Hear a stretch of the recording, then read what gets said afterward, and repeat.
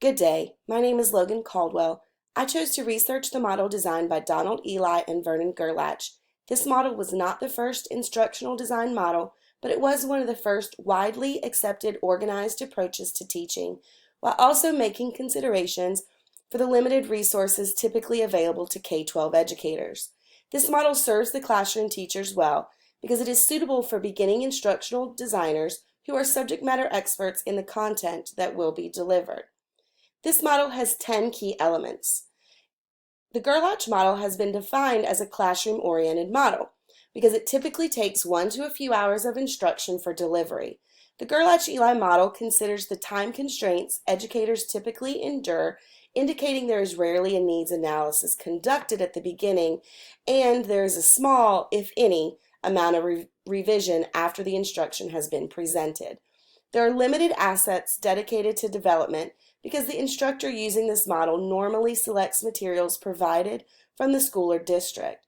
Instruction using this model is generally designed and implemented by one individual who has not been required to traditionally be trained in instructional design.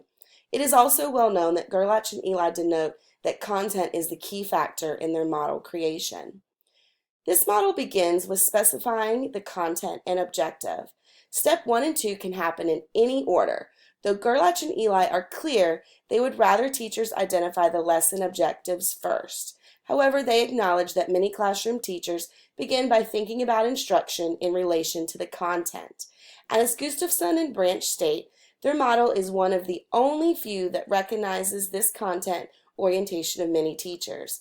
However, behavioral objectives are to be written and classified before making several design decisions. Step 3 does stand alone. Their model moves to pre-assess the students for any learning gaps that the delivery instruction will need to attend. This is important to do before the next phase, as the information gained during this step greatly influences the next stage. This phase includes 5 simultaneous steps. Gerlach and Eli note that any decision in each of these steps can influence any number of the other steps in this phase. The simultaneous steps are identified as determination of strategy, organization of groups, allocation of time, allocation of space, and selection of resources. The first listed in this phase is determination of strategy. This step refers to how the teacher decides to deliver their instruction, whether it is face-to-face, online, lecture style, or any other type of strategy leading to the next step. The next step is organizing the groups. The teacher must determine how the students will be grouped. How much time will be spent on independent work, how much will be partner work, group work, or a whole group, or a combination of any of these.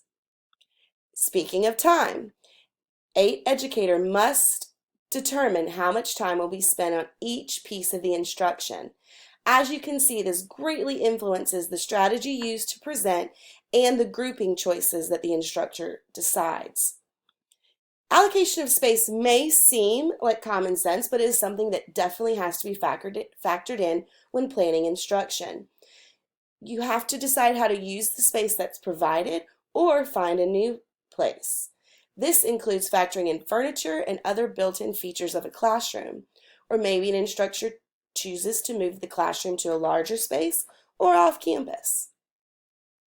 The final factor listed in the simultaneous steps is what resources will be used before, during, and after the instruction. Gerlach and Eli place a huge importance on locating and selecting resources only after adequate time has been spent on reviewing and developing with thoughts to the instructional delivery strategies that were chosen. Teachers typically do not design their resources. They choose from what is provided from their school district and may modify the materials to meet their students' needs, but rarely create instructional materials from scratch. Step 9, the evaluation of performance. This phase focuses solely on the evaluation of students' performance and feelings concerning the subject matter delivery of instruction. Evaluation is tied directly to the learning objective identified in the beginning. The designer should focus on the efficiency and effectiveness of the instruction based on the evaluation results, leading to the final phase. Analysis of feedback. During this stage, the designer makes observations and determinations on the level of efficiency and effectiveness of the instruction and modifies the choices made for the next time this instructional plan will be used.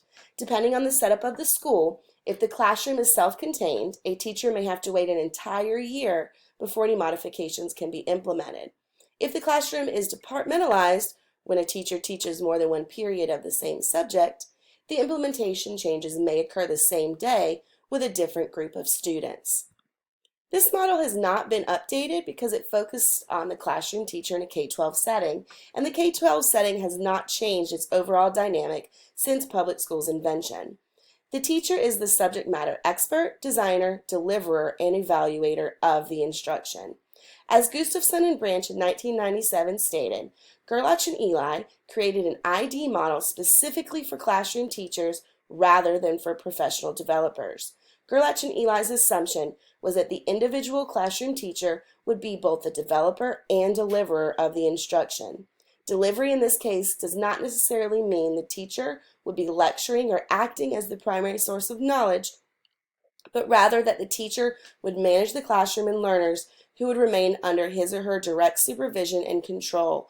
Unlike many other models that begin with analyzing a problem, Gerlach and Eli begin with analyzing content and objectives, a common point of departure for much teacher planning.